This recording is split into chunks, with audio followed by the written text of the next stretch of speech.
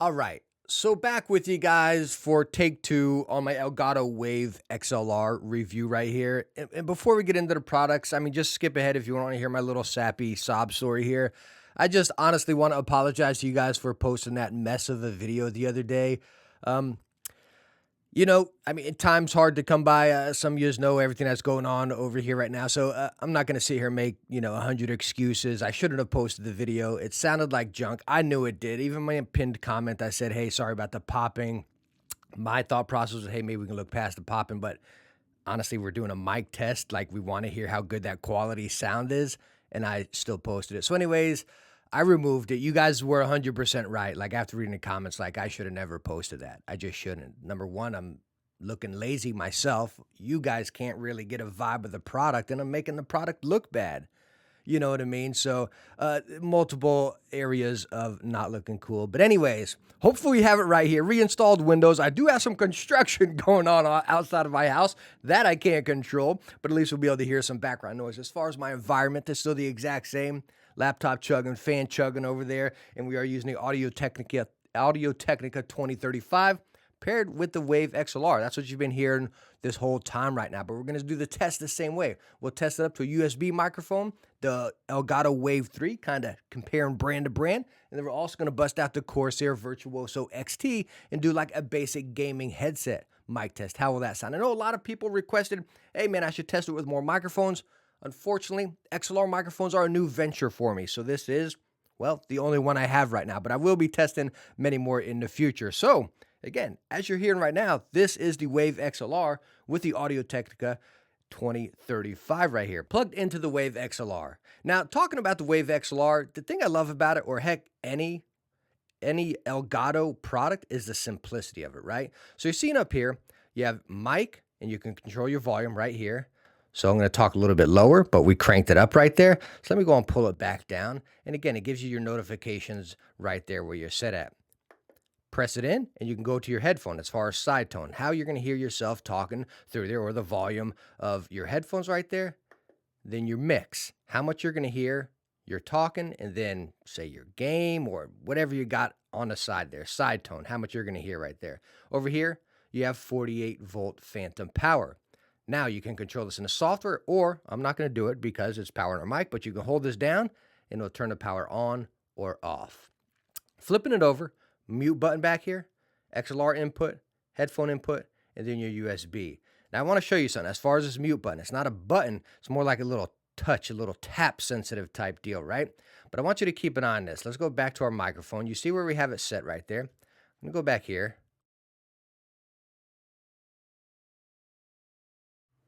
So if you saw, I'm talking a little bit lower right now, but as you saw in there, when that was moving, when I had it muted, you can adjust your volumes while it's muted. And then when you go back from active after that mute, it'll be at that new set volume. So again,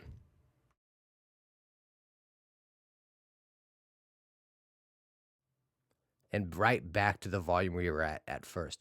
I really like that. Again, so you can mute it and then adjust and really dabble with your settings right there rather than having to dabble with them all while your microphone's on. I don't know. Simple little feature, but cool little feature. Now I want to show you the software right here. We are in the Wavelink, and as you can see, we have our bars going there letting us know how we're sounding coming through it, not peaking into yellows. You can adjust your headphone right here. Now it's coming through my speaker, so we're going to mute that, right? And then what's coming through your stream right in here. Pull this down and you have all your other settings. Sample rate, which you can adjust right there. Again, our input level, and this right here is going to adjust when you adjust it right on the Wave XLR, the box itself. Phantom power, which like I showed you, you can adjust on the box itself there. Output, clip guard, and then your low cut filter. The clip guard is really nice. Again, you get excited or you start screaming or something, it's not going to start popping, kind of like our video was the other day, even though we weren't screaming. But anyways, it won't sound like that, right? Now, color settings. This is really cool. As you saw when it was muted, we were at red, and then regular, it was green. So you can set it to whatever color you want right there. Me personally, with audio, I'm so used to red and green, so that's what I set mine as. Now, a stinker about this I did find, whenever you close the software down and reset it, mine at least goes back to the stock settings, which is white and red. Not a big deal, but again, I kind of wish it saved those settings there. And you can go over here and add more channels. So again, we got our wave fired up. You just click on this, add whichever you want right there. Super easy to use. And then you go into settings and it'll go right to whichever device you want to pair it to. So it's very easy to add multiple lines. If you're streaming, you want music, game, chat, whatever, you can add many more different channels. All right, so that was the Wave XLR with the Audio-Technica 2035 combo there. But my biggest concern, again, talking about a combo like this, how does it stack up to a basic plug-and-play USB microphone? And what better one to test it with than the Elgato Wave 3? We have it plugged in, same levels right into OBS right here. And this is what it sounds like. Same environment and everything. Now, I do have the little windscreen on this guy and the shock mount and everything. But again, I still think this is a fantastic mic. I can tell you, looking at my graph, that it is picking up a bit more volume than the other one. It sounds like it kind of secluded some of the background noise. I'm seeing this, same levels. I'm sometimes here and there peeking into the red. So it's definitely picking up a little bit more. But again, you have the same controls on the XLR on the Wave 3 here, as far as the touch to mute. You can adjust your headphones, your mic volume, and then, again, the mix right there. So it has a lot of it in there, but how is that sound compared to, again, a really top-notch setup to a plug-and-play USB microphone? We're going to find out together. All right, so now for the real tester here, are either of those options better than that gaming headset microphone you have? Now, we have one of the topper or the higher end gaming headsets here in the Corsair Virtuoso XT. I think we're kind of known for having a good microphone here. Again, I'm not dabbling with any software, tweaking any of these. These are all plugged and played as is. And again, this is a gaming headset in the Corsair Virtuoso XT. Now, like I stated, this is a higher end headset. You're talking close to $300, right? $270 or something like that.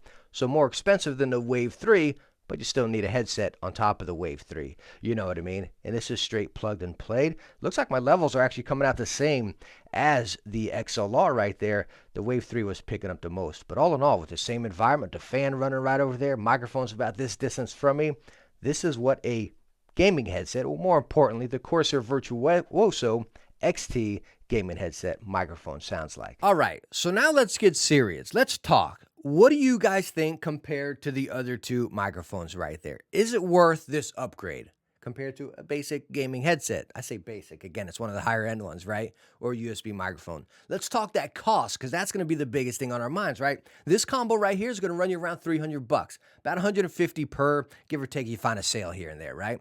The Wave 3 is going to run you around $130 to $150. Gaming headset, Corsair Virtuoso XT is going to run you $279. Now, you can get a gaming headset for cheaper than that, right? But again, a great gaming headset like that's $279. So, you got to think about how serious do you want to take your content creation? Is that microphone quality that important to you? Because with the Wave 3, you're still going to need a gaming headset, so you're going to be right around there. With this combo, you're still going to need a gaming headset, so you're going to go a little bit higher. With a gaming headset, I mean, you're good, you're set to go. So is that going to pass for you? I think you can do your content creation with any of them, right? If you could just have a gaming headset, start, do it. Don't let a combo think, oh, I need that best setup to get going. No, not at all. Start with whatever you have. But in my personal opinion, yes, the Wave XLR, honestly, is the best mic setup I personally have ever used. And that's why I went ahead and created this video twice, because it's a product I truly love. I really do. Everything about it. I think the price is fair, depending which mic you get, right? The simplicity, the setup, the quality, the audio quality is stinking awesome. I love it. And I'm going to use this in many of my Techne talks to come. You know, again, it's not saying either the other ones are bad or like this is something you need. Jump on it now. But again, how serious do you want your content to be? And I think this is going to be, again, out of the options here, the best option. I really like it. Let me know what you guys think. Would you just stick with one of the other two, or do you think it's worthwhile to upgrade with this? But again, thank you so much for coming by and watching this video again if you watched the first one. And I can't apologize enough for posting that garbage that I posted yesterday. I'm really sorry. Time is time. I'm not going to, get sappy again. But thank you guys so much, and I appreciate the feedback. I really, really do. So anyways, let me know what you think about the Wave XLR. I hope this video helped you out, and I hope you enjoyed it. If you did, hit that thumbs up, and don't forget to subscribe for some future tech videos. Hey, I'll catch you in the next one. Bye now.